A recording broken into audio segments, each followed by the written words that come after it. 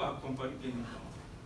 Mais les avocats, pour la majorité, venaient d'être constitués. Et le traitement réservé à cette affaire ne pouvait laisser la défense, mais permettre que l'affaire soit retournée. Ce n'était pas possible. Pourquoi? Voilà un dossier pour lequel le parquet fait sciemment, a une volonté affichée de ne pas laisser le dossier, excusez de la répétition, à la disposition des avocats. C'est ce qui s'est passé. Le dossier était dans le bureau du procureur. Alors que dans toute affaire correctionnelle, nous le savons tous, les dossiers sont au niveau du service enrôlement.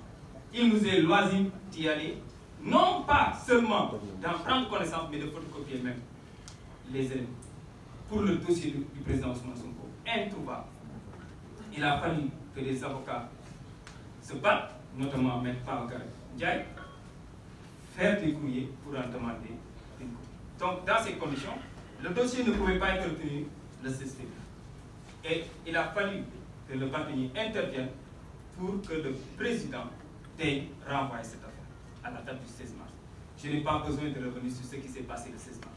Mais juste relater un fait dont personnellement j'ai été témoin. Lorsque l'affaire a été renvoyée le 16 mars, pour des raisons et pour les causes que vous connaissez tous, Ousmane Sonko, avec sa garde rapprochée et avec ses médecins, s'est dirigé tranquillement vers la sortie, non pas pour rentrer chez lui, mais pour prendre l'ambulance qui l'attendait à côté. Moi, j'étais présent.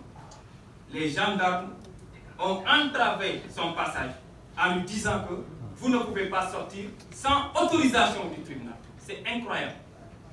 C'est incroyable. Voilà que le Sénégal innove encore une fois plus, mais dans le mauvais sens. Dans un côté qui viole à foison les droits humains, les droits de l'homme. Comment peut-on empêcher à un citoyen sénégalais qui ne fait pas l'objet d'un mandat de dépôt, qui ne fait pas l'objet d'un mandat d'amener, qui ne fait pas l'objet d'un mandat d'arrêt, qui a répondu en tribunal, qui a été gazé en cours de chemin, qui rentre tranquillement chez lui, qui va même prendre des soins parce qu'une ambulance l'attendait. On lui dit, on lui notifie que vous ne pouvez pas sortir du tribunal sans autorisation. Mais de quelle autorisation pas? En réalité, ce qui s'est passé pour les femmes, les autres audiences, allez se faire, c'est ce qui était prévu. Ils l'ont pris, Manu Milkari, ils ont gazé ces gardes du corps et ils l'ont embarqué dans leur fauteuil.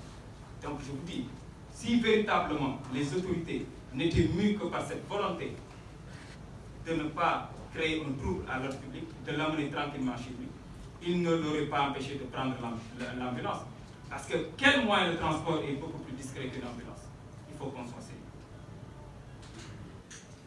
La décision est rendue dans les circonstances que vous connaissez tous. Le 30 mars.